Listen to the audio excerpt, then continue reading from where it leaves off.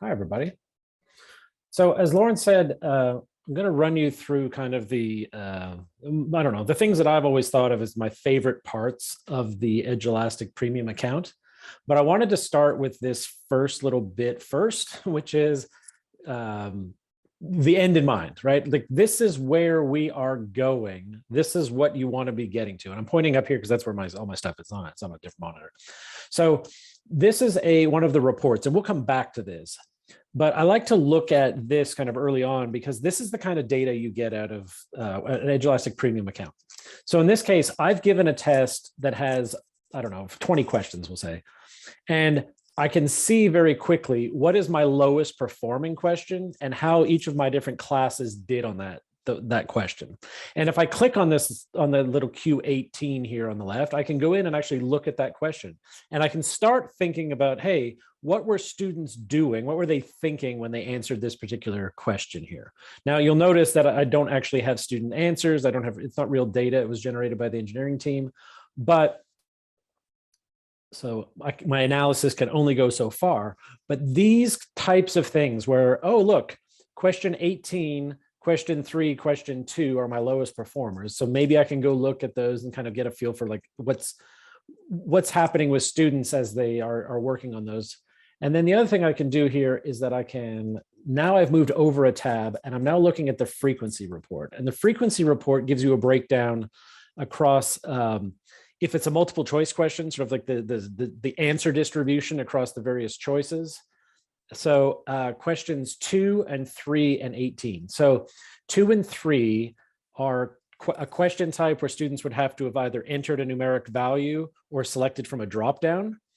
And now 18 is a multiple choice. So this is a really good one. 66% of students selected the exact same wrong answer. So in this instance, and maybe I can just zoom in, maybe that'll work. 66% of students selected the exact same wrong answer. And I've seen that in real life. That's the distractor. That's the part where students are all selecting the exact same wrong vocabulary word because they're mixing up the definition. That's the instance where students are doing, they're taking a fraction and handling it as a subtraction problem and not a division problem. So all of this data really is the kind of the nuts and bolts of what you're trying to get at. Like I need to make instructional changes based off of some information.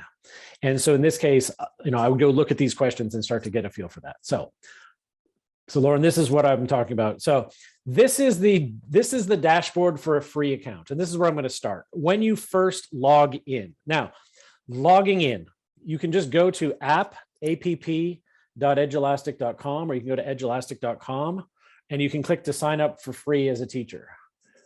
So in terms of getting your account going, if you haven't created an account, if you go to edulastic.com, up in the top right, you can join for free. Click on as a teacher.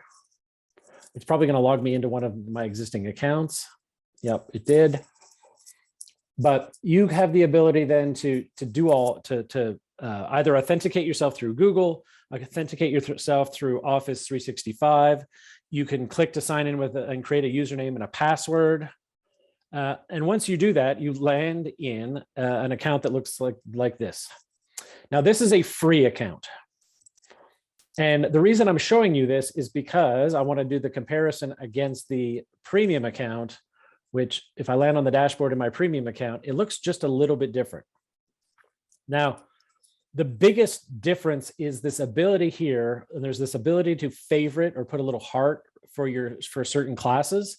So if you are a co-teacher, I see some questions in the chat about Google Classroom. If you're a co-teacher on a lot of different classes and you have, say, 8 classes, but only a couple of them are yours. Right now down here, I can't hide any of these class cards in the free account, but in my premium account, I have the ability to put a heart on any of these. And then if I want to display only my favorites, then I can clean up and only have the one class that I really care about, or 2 classes or 3 classes. So I like that feature because for some of you, especially during distance learning and just the environment we're in right now, you may have 25 classes because you're in your class and the person next door to you and the people down the hall.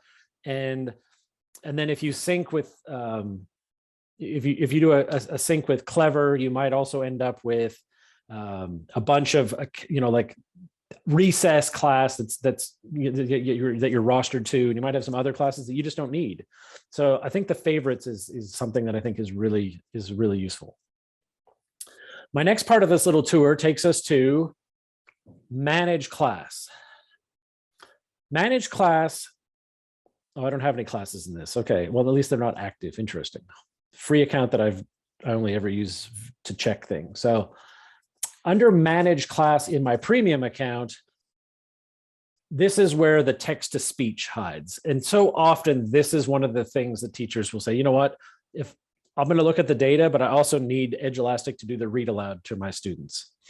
And so I've clicked on, once I've got my class created, or in this case, synced with Classroom, and I have all of my students rostered and they have all of their accounts are here, I can now go through and select the students down the left-hand side that I need to enable the text to speech. And then over underneath actions, I can go to enable text to speech. It's at the very top. So find the particular class that you want it to where you'll find the certain students that you need to enable. Put a check mark down the left, go over to the top right here where it says actions, hit enable text to speech. And now text to speech has been enabled for all of these different students. And so then what does that look like on the student side? So here is a student test. And you can see that it's just a bunch of gobbledygook that I created, but there is the ability to then click to have it play the question, the passage in this case on the left, and then it'll play, it'll read all this nonsense over here on the right. So as I said, manage class over in the bottom of the dark gray, select the class, and you can enable text to speech. That's one of the sort of the most common things.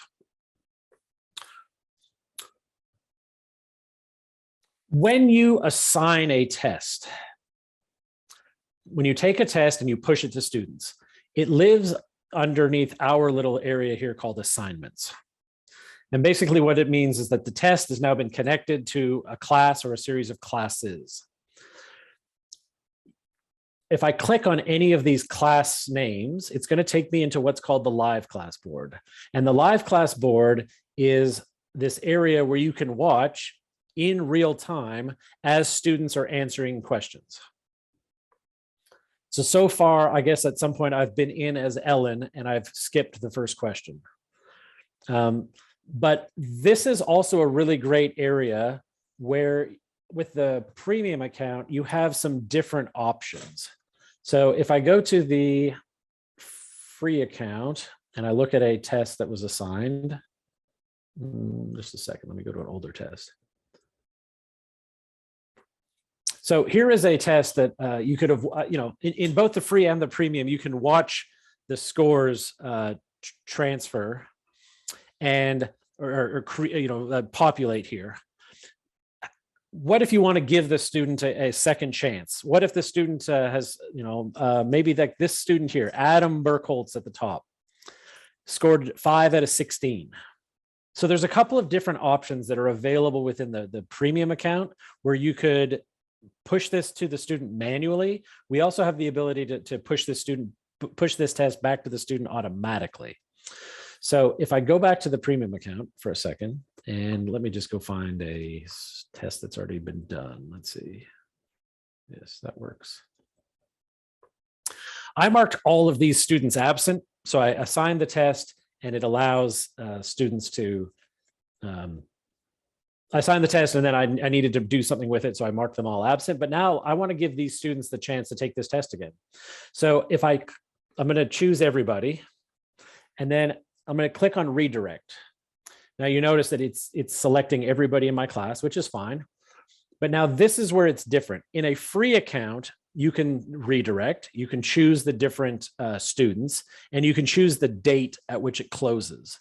But the other pieces here, the question delivery and the show previous attempt is not there. And so this means, now, no student in this class on this test took this test, so it doesn't really matter what I select here. But if you wanted to give students only certain questions, so only the ones they skipped, and got wrong, or only the one, or basically everything that they didn't get right.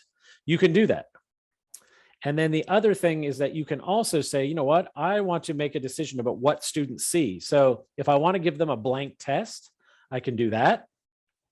If I want to let them see if they got it right or if they got it wrong, I can do that. Now, in this case, they know if they got it right or wrong, they just don't get to see their answer. You can let them see their answer, but then they don't know if they got it right or wrong. And then you can give them everything where they see if they got it right or wrong. And then they also see what their choice was, what their answer choice was. And so once you redirect to all those students, it becomes available for them to take again. So that's a really nice. So redirect is just a great feature to begin with, but it's really nice within the premium account to have the ability to differentiate who gets what type of question and what kind of information they get about previous responses and so on. The other thing that's really interesting in here is under the More button. So let me go back to the free account for a second. Under the More button here, I have the ability to download grades. I have the ability to add and remove students from a test, but that's it. In the premium account under More, I think my favorite thing here is the ability to pause an individual student's test. So on a day where you have students in class and the student has to leave the room for some reason, or maybe they get called to the office or what have you, and you know that they're either going to come back or maybe they'll complete their test later, you have the ability to pause. Or you have a special ed student that you know is going to go down to a different classroom and work with another teacher, but you don't want to leave their test running while they're in the hallway, doing something else. So you can pause their test. And then the other teacher, which if you add them as a co-teacher, you would be allowed to go ahead and unpause it so that you're not having to submit the test and then redirect and all these things. You're just it gives you the flexibility that if there's some sort of interruption, you can pause and then unpause and let students continue. The other thing that you can do here is you can mark students as absent. So if you know that the students are not with you and are not going to take that test today at all, you have the ability just to go ahead, mark them as absent, and then when they return, you can redirect and let them have access to that test again.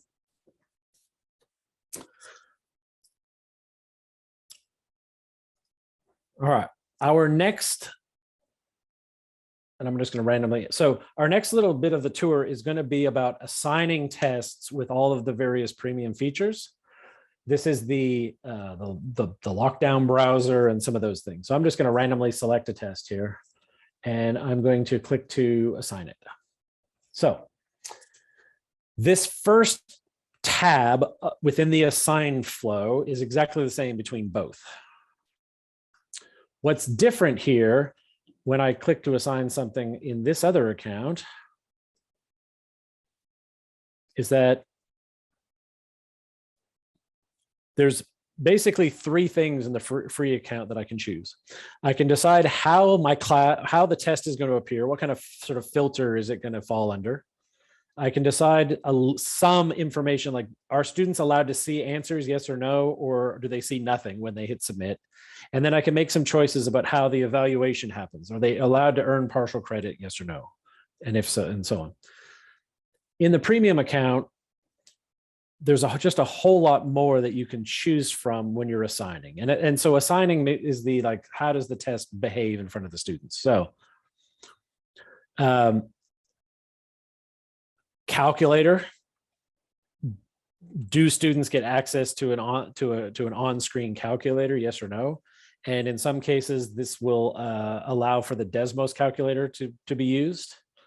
Do you want to have a timer? And within the timer, you can set some variations such as, is this a countdown timer where as soon as the time runs out, students are automatically submitted?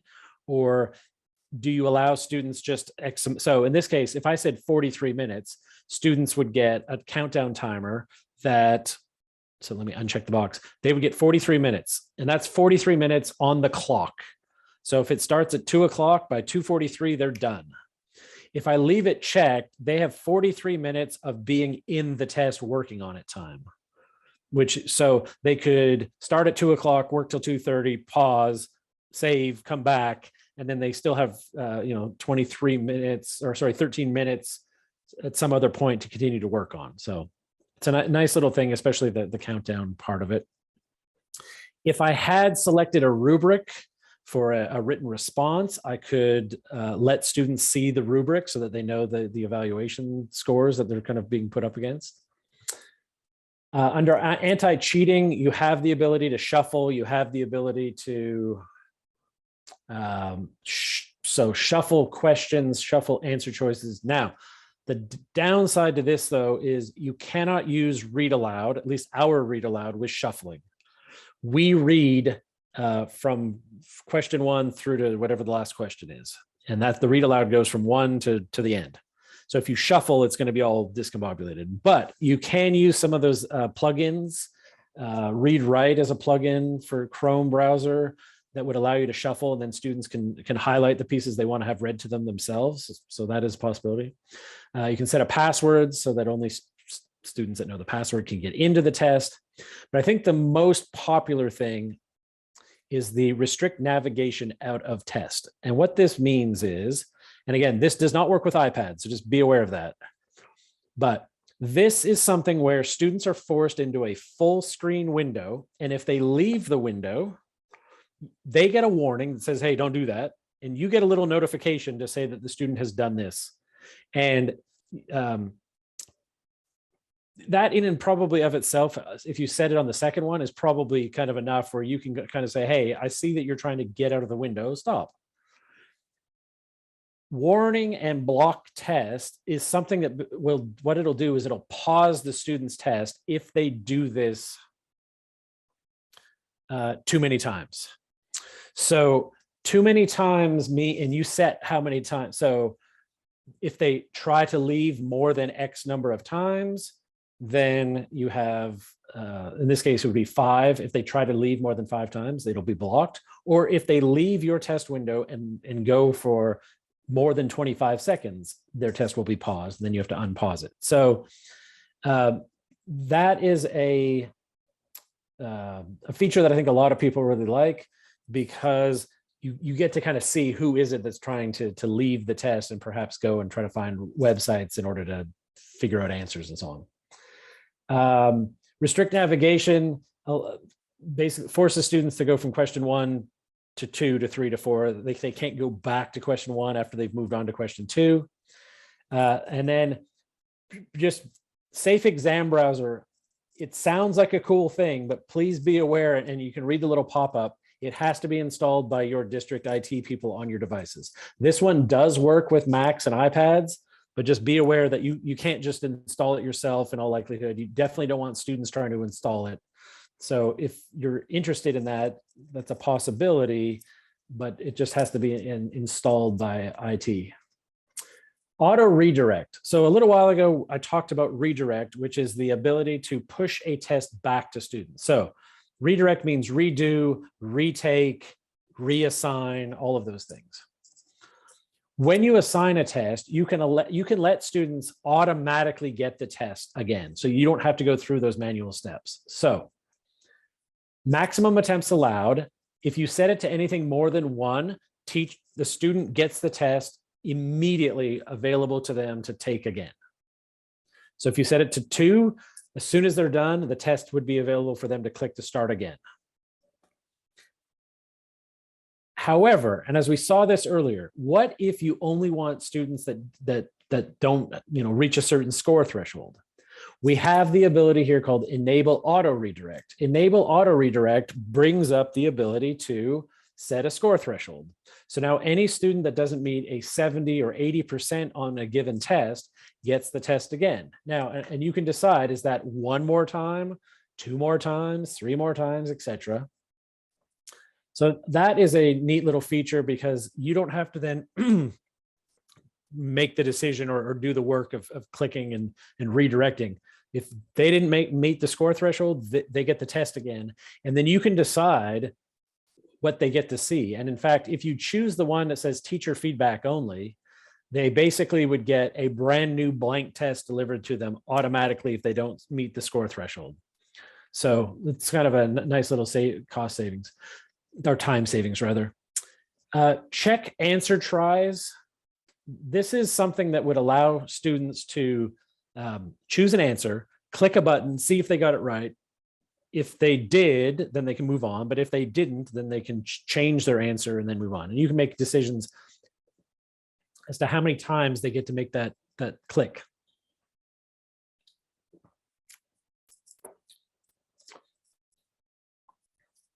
At the bottom of the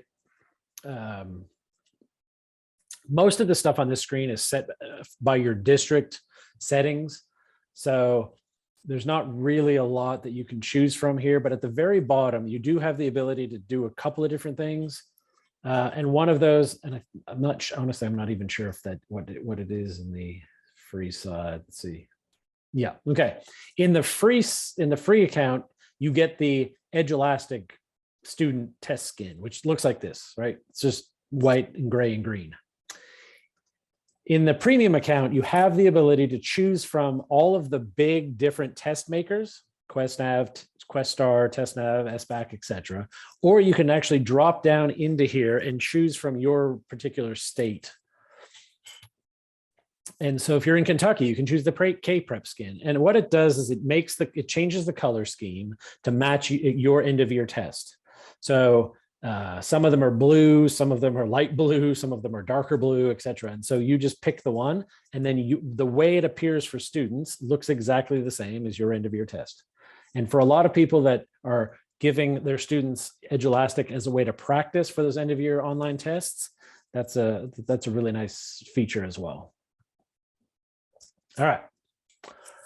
Now I'm going to go back to the data, and this is sort of the bulk of things. So I don't know, I've probably spent, what is this, 22 minutes, I would say now, talking about those other kind of neat features. But this is, I think, why everybody comes to Edulastic Premium.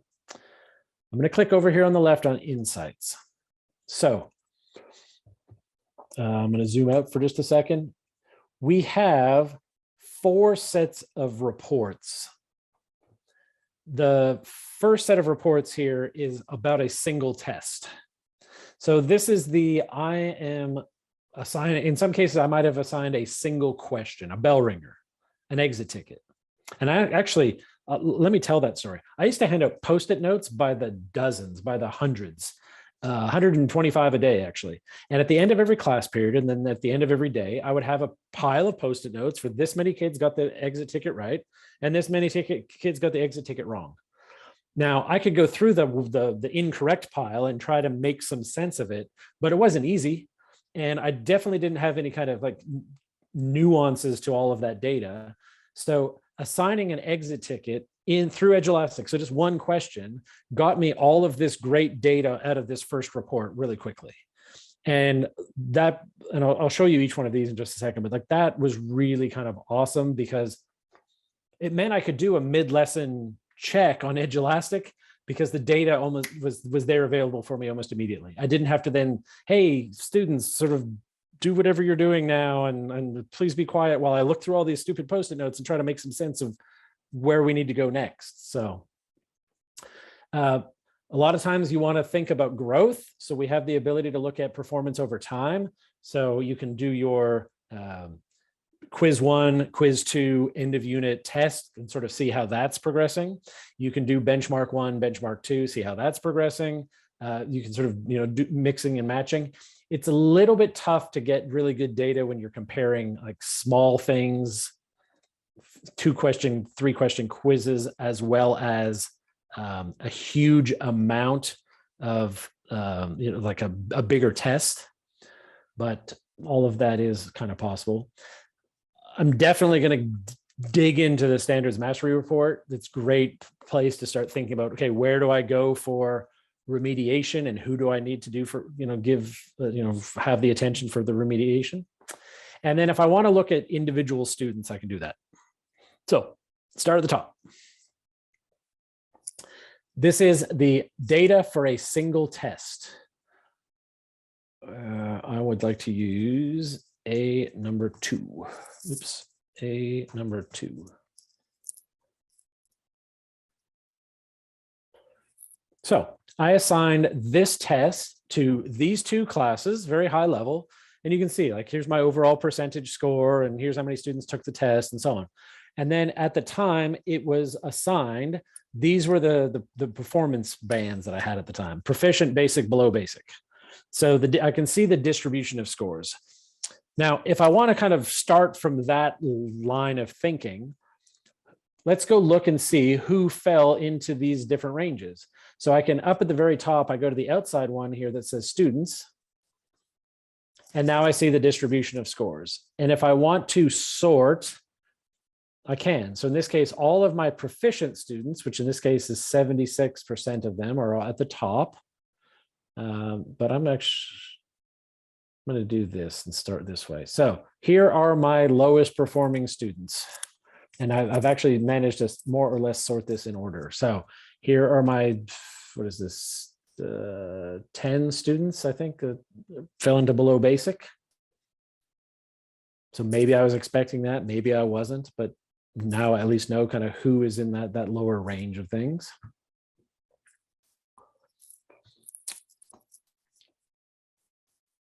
The next part of this is if you are sharing subgroup data. So if you have demographic data in your accounts, so gender, free and reduced lunch status, ELL status, and so on, you can click to sort on that and see kind of how students are doing. So in this case, my no versus my yes, and I've selected ELL status. So my students that are not English language learners scored 78%.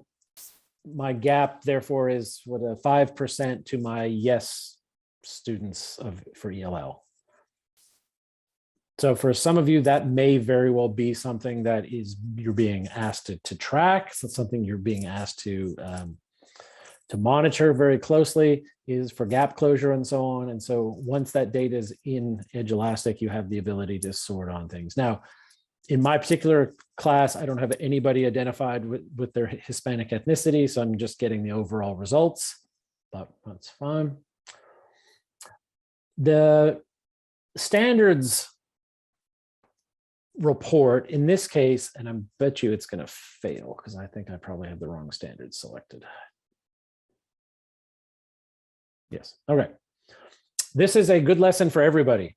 When you get no standard results, it means you don't have something selected. And what I mean is, in the bottom left corner, if you go to my profile, you have to have standard set selected in the middle of your in this middle part of your profile. In my case, I did something yesterday with Kentucky standards, and so that doesn't match what I have. So if I select Math Common Core, and then now I go back to that test,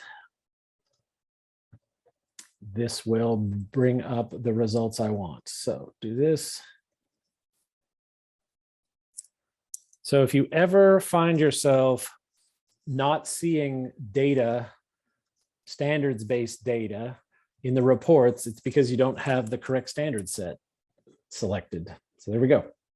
So in this case, I can see that I've got my ratio and proportions standard was assessed, and I've got some geometry and so on. But very quickly, I can see that this one geometry standard, 7G B6, is my lowest performer. And I just happen to already have it sorted down here at the bottom, where I can compare by, again, any of that demographic data. But in this case, it's defaulted to students. So now I can see these are my students and how they've performed across these standards that were assessed on this test.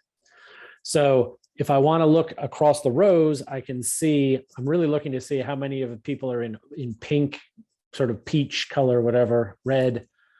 Those are my didn't do well across everything, versus my how many of those other colors that aren't green or variations on green down the row. And you can see that there's a big chunk of red all the way through over here on the far right. So, and that is that geometry standard. So at the end of this test, if I was going to think about going back and reteaching something, I might be inclined to reteach my geometry standards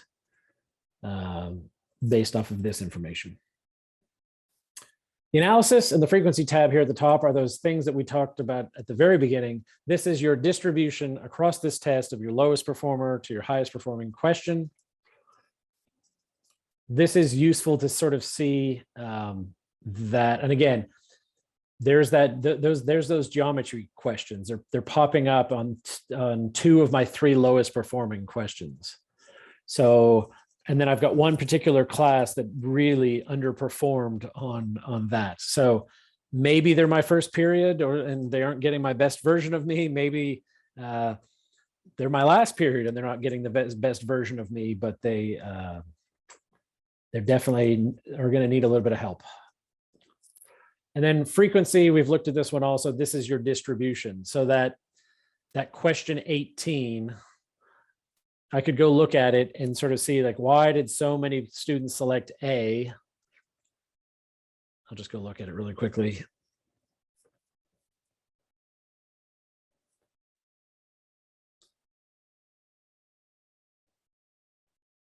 Yeah, so as you've figured this out, I'm going to guess that if I was actually looking at this and students aren't selecting the right answer, they're probably not coming, like the answer that they're coming up with is not 180.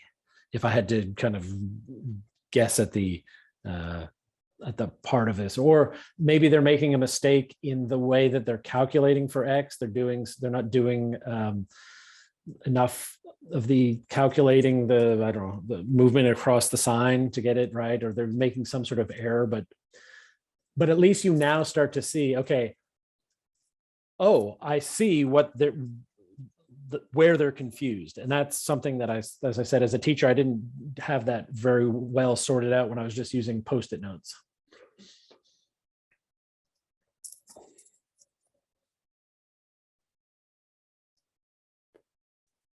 The standards mastery report, which is the second set of reports, sorry, the third set of reports here, is my next favorite. This is where I have the ability now here.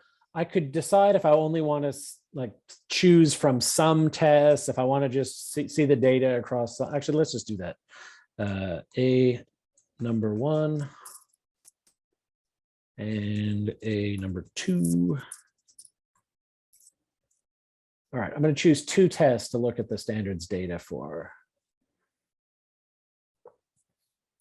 Now, this first tab is going to be by domain, and I'm using Math Common Core, so it's going to just be the Common Core math domains.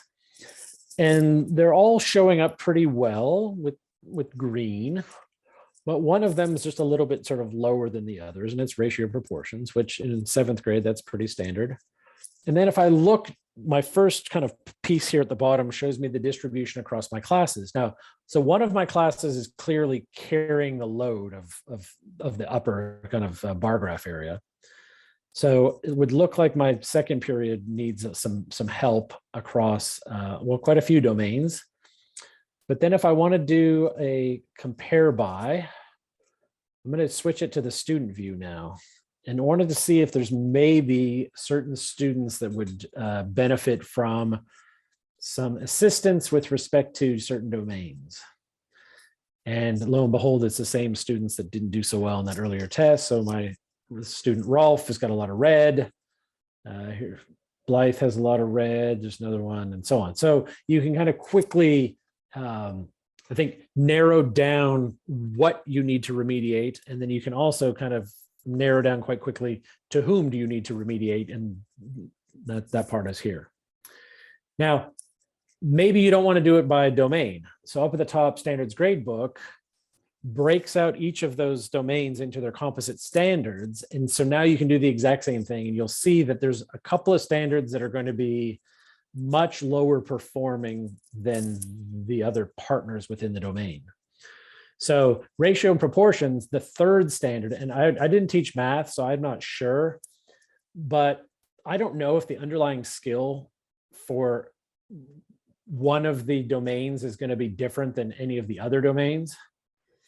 But it's interesting in this kind of fake data to see that A1 and A2 are, I've got the bulk of my students are not doing well.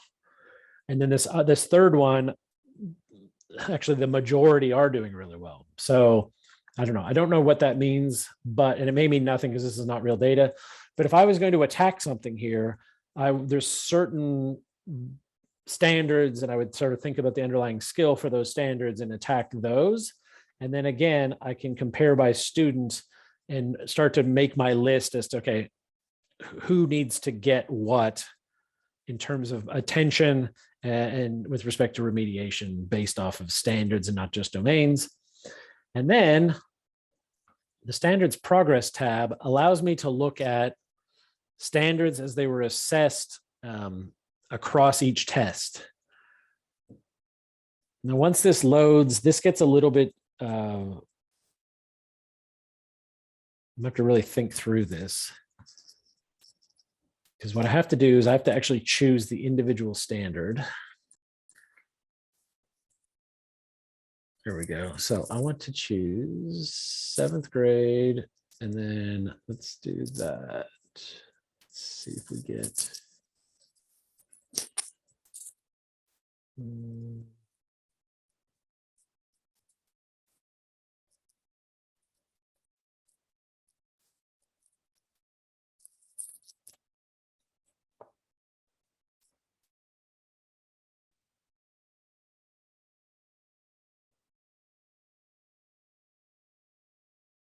There we go. So doesn't really make a lot of sense considering that I've assigned the same standard in an earlier benchmark and a second benchmark. It's the distributions are pretty different, but point is I can now see how this one geometry standard, how students performed on one test and then how they performed on the second test. So this is benchmark to benchmark. So in the performance over time reports basically give you percentage score versus percentage score for the test. This one allows you to look at standards progression. And again, I can look and break it out by any of these demographic data points or just by individual students. So you can get a feel for who is it that, is there anybody who did really well on the first test and then has forgotten what they learned, as if I'm doing spiral review or something to that effect, and see how many students, yeah, like there's quite a few green in the first one and then red in the second one. So time check, 43. Okay, and then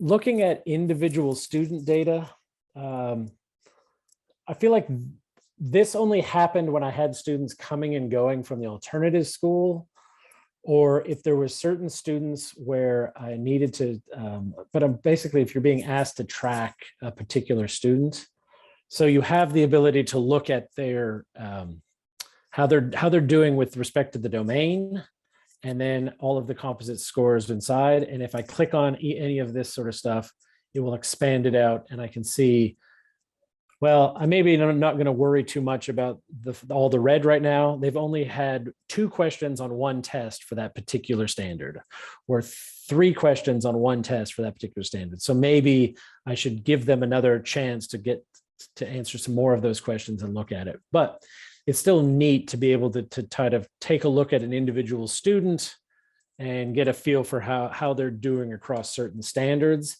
And again, kind of build up maybe some sort of remediation plan that's pretty specific to the student. So. And now I'm going to open it up to Q&A. So feel free to write any questions you have in the Q&A box and we will be happy to address them. Like one question that did come in from Wendy. If we shuffle only the answer choices, does the text-to-speech still work? So if you shuffle only the answer choices,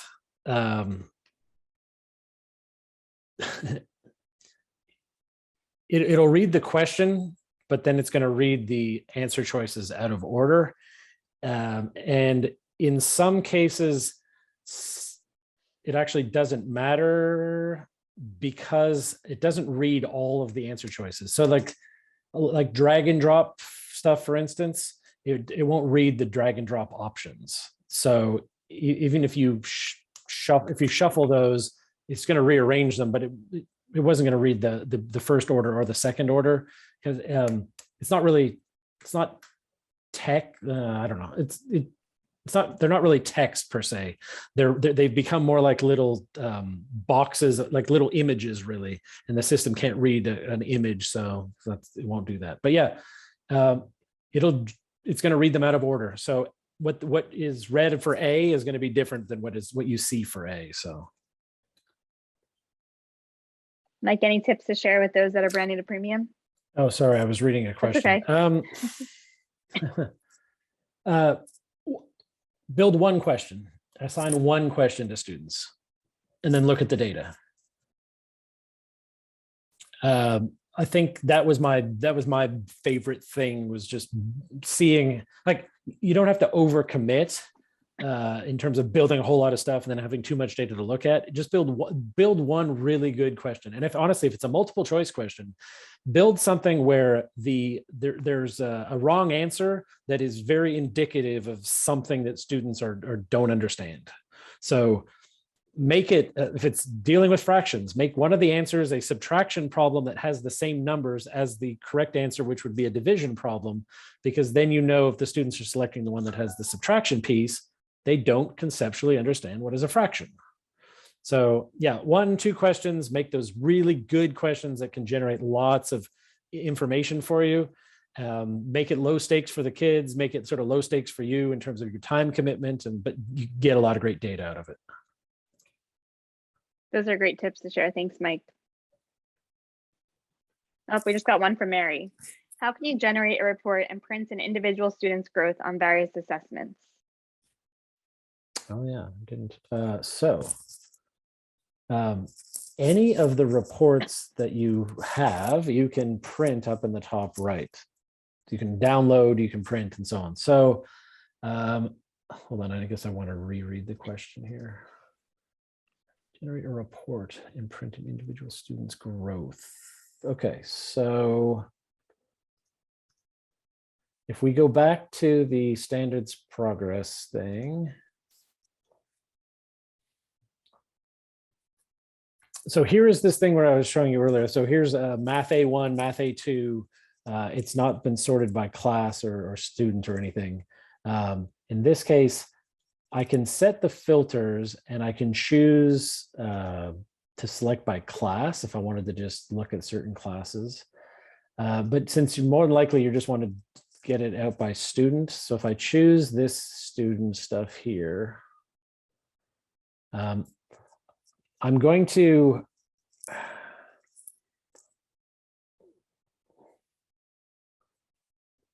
if I print, it's going to get everything. If I I'm just thinking this through. If I print, I'm going to get everybody. If I download, I'm going to get everybody, but at least I can just remove anybody that I don't need. If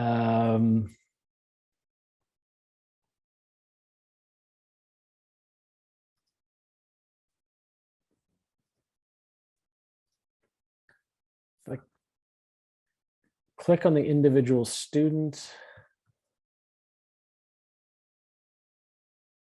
it takes me to this. I'm just going to see if it has remembered what I want. Okay, that was the right student. I need.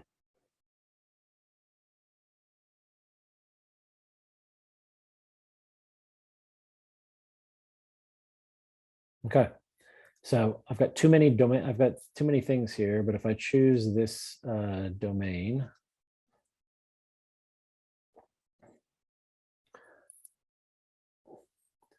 so I guess I started, I don't know, that wasn't a bad workflow.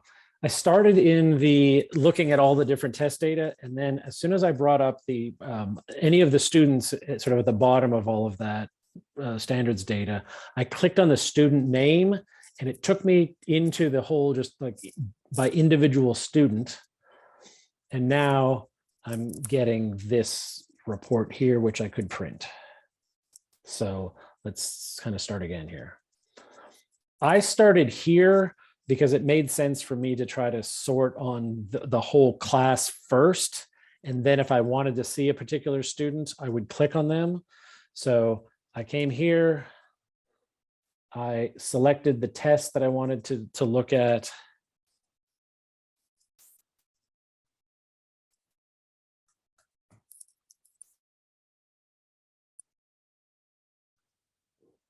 it brings up this distribution. If I do a comparison by student, and I click on any of these students on the left, it's going to take me to them.